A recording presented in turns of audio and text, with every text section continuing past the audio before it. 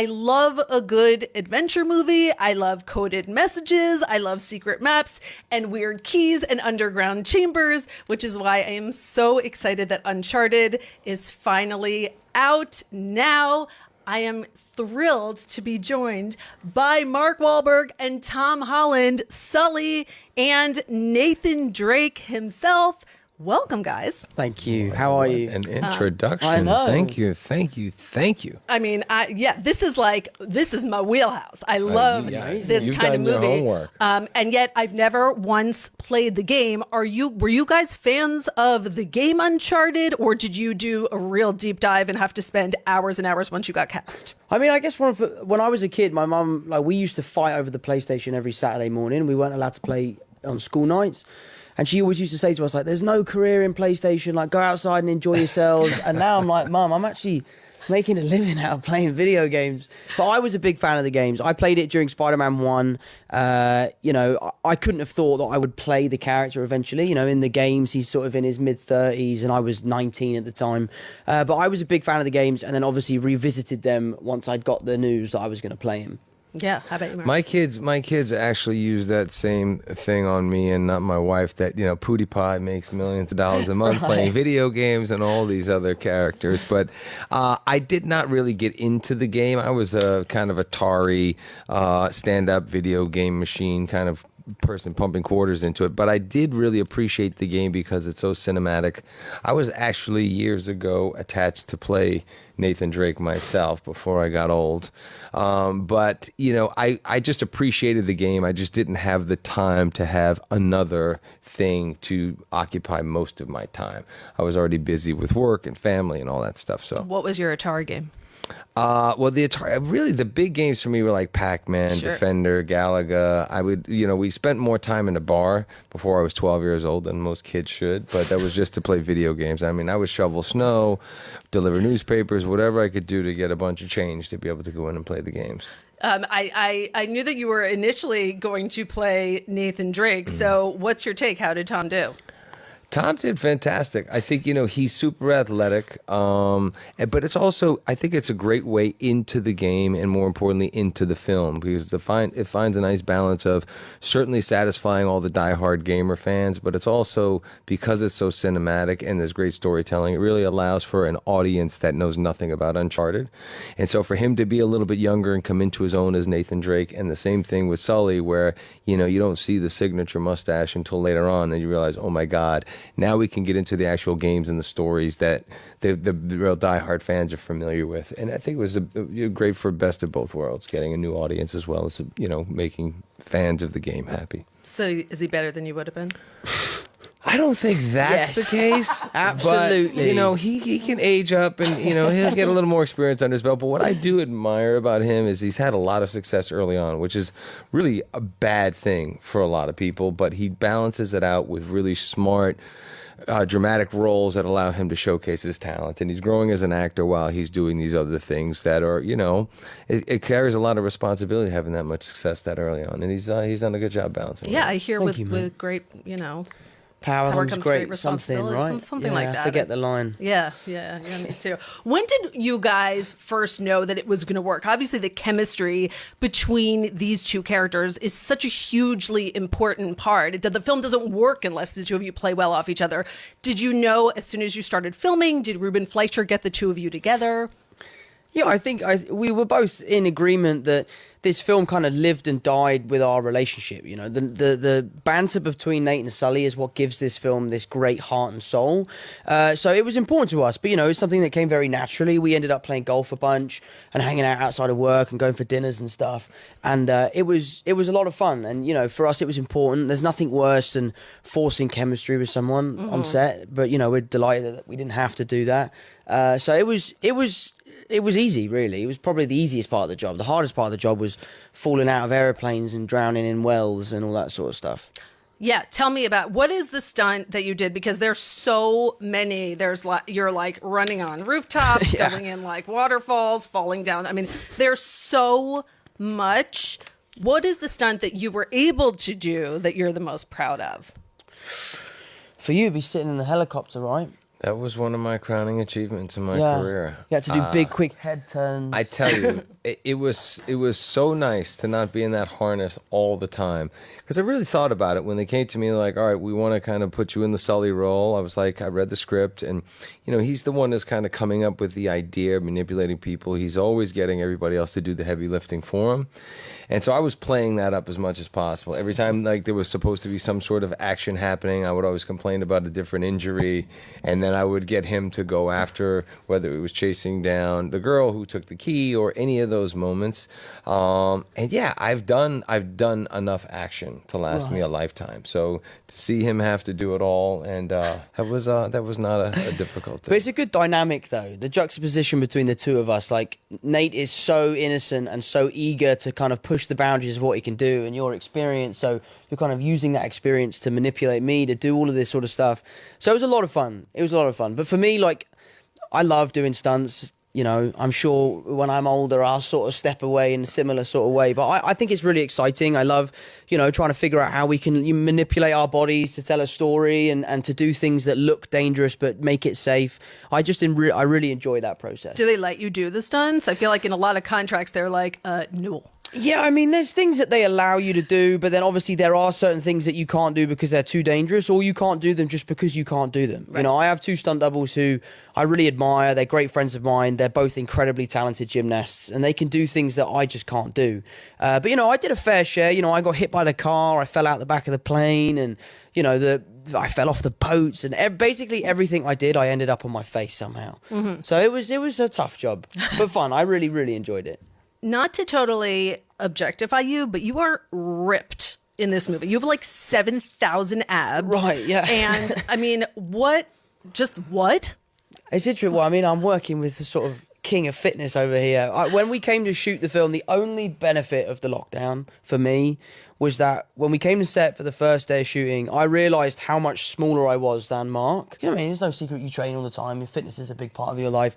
And it is mine, but, for a Spider-Man, it's much more about agility and flexibility rather than being bulky. So when we shut down for, 5 months, all I did was go home and eat and train because I didn't want to look like your kid. I needed to look like your partner. Well, you want the Henley to fit well anyway. Exactly. You don't want it to be baggy and look like it's a nighty or something. That exactly. Would not be good. So it was nice to have that break to go home and just really focus on putting on some weight, which is something I hadn't done before. Mm-hmm. But I enjoyed it. I enjoyed that process. It was a lot of fun. Mark, did you give him any tips? No, he knows what he's doing. I think it's just a you matter of... gym, no? I did, yes. It's very kind of you. He had the free reign of our gym at any time. I did expect him to enjoy, join in on a workout 1 or 2 days, but he has strategically, always avoided that. Plans. He has plans. Yeah. He had plans. Tom, since I've objectified you, Mark, I need to objectify you now and talk about the mustache. Because the second that trailer came out, people went freaking nuts. They're like, oh my God, we can see Sully's mustache. I like it on you, mate. I actually think it looks really nice. It's coming off tomorrow. Is it? It is. Well, yes. I wore it in the film towards the end. I had a handlebar mustache and many other looks in the last film that I did. And I actually tried to grow this mustache to convince the director to use it in the next film that I'm doing. And they said, absolutely not. Basically, he said over his dead body. So this is an audition mustache. I did do a little bit of an audition, but it's also good to kind of have people see, because in some of the film I don't have the mustache. Yes. We kind of grow into the characters that people are really familiar with and have come to love and consider their own. So just reminding people that yes, I can grow a mustache and I have it for part of the film. How many versions of the mustache did they try out? Did they do photos of? We had the mustache, and then for whatever reason we were supposed to shoot in order to be able to utilize the real mustache, and then something happened with the schedule. They put a fake mustache on me, which was terrible. And this guy was giving me so much shit, excuse my language, but he just would not stop. And all he was doing was just staring at it. And I can't really talk with a fake mustache. You're kind of talking like this, and you really can't move your mouth. And I was like, no, this is not going to work. So thankfully, when we went back to shoot some additional stuff, we were then able to shoot the scene with the mustache first, which made my life a lot easier. So what we see in the film... I had a lot of fun that day. ...is the real thing. It's the real thing, yes. Yes. Okay. Yeah, they should put the other one on the blooper reel for the DVD or something. Oh my gosh, I would love... It's just so funny because that's a funny scene and we're laughing a lot. and because you have the fake I can't tash remember on, that. you can't really laugh. So he's sort of only smiling with his bottom lip, No. and it didn't work. It did not work. There are so many fun references to all sorts of action and adventure movies in this film. I'm like, Indiana Jones is my Right. number one film of all time, Raiders of the Lost Ark. And I was wondering if you guys had a favorite film, adventure one. I would say Indiana Jones and Romancing the Stone are right up there. But I felt like when I read the script, this version of the script, I was like, wow, this feels like a movie, like an Indiana Jones, like something you just go on this ride and this adventure. And I hadn't really made any movies like that. Most of the movies I was making, we were trying to really go for real documentary sort of feeling to them. And this just felt like, this was kind of, escapism at its finest. And loved the action, loved the stunts. And just going back to what we were talking about earlier, it felt like, even though you had a lot of that stuff and that kind of spectacle, popcorn, tentpole, but you still had to have something that would make it better and elevate the material. And that's where the banter comes in. And the chemistry between the two of us.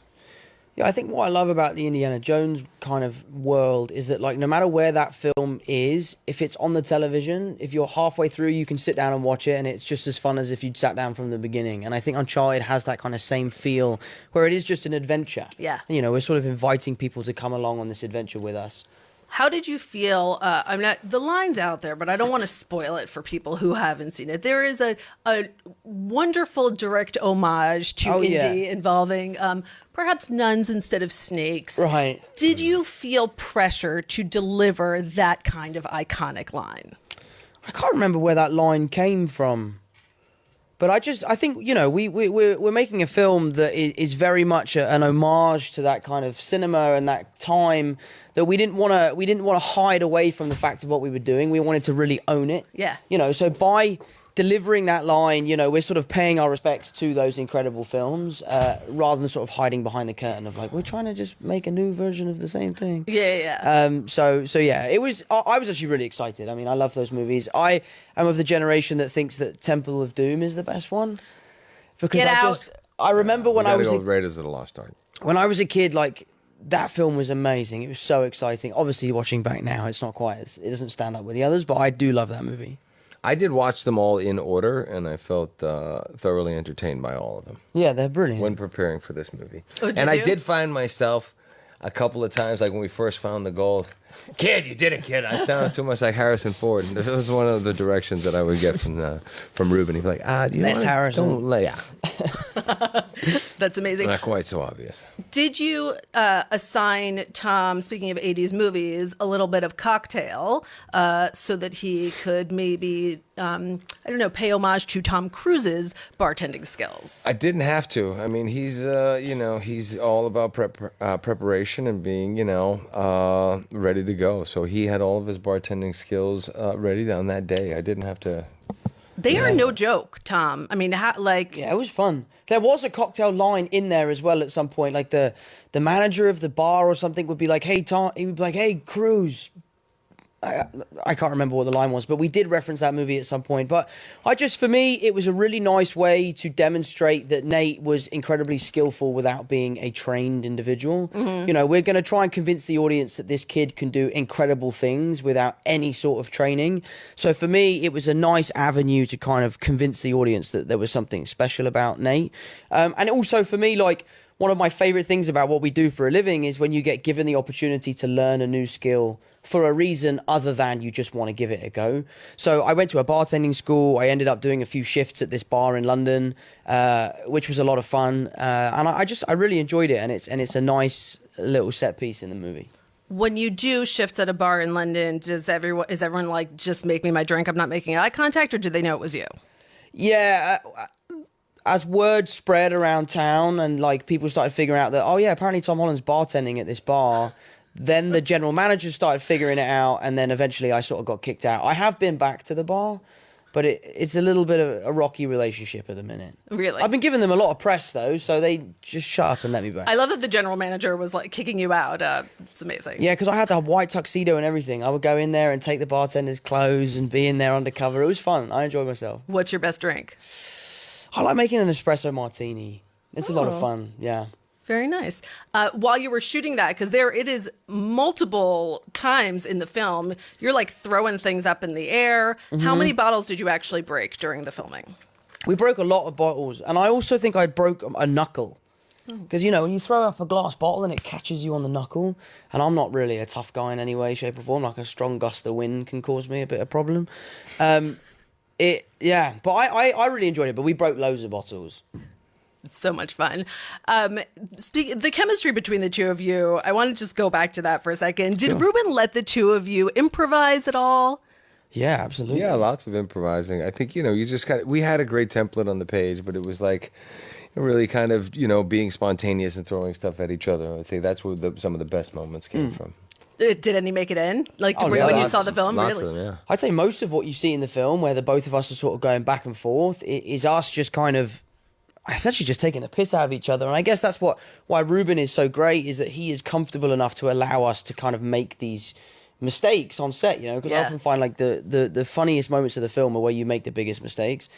So it was a lot of fun, and Ruben was great with allowing us to have the freedom to sort of just mess around and enjoy ourselves and find these characters, and it was a lot of fun. I was watching an old interview. I think it's the first time you guys met on the Graham Norton show. Yeah, that's right. Years and years ago. And it's funny because Mark, Graham Norton asks you to give advice to Tom, and you said something about like get a marijuana license. You might go to jail at some point. Yes, you did. That's actually very good advice. Yeah, it's great advice. Yeah. Well, I was wondering if you cared to amend any of that advice.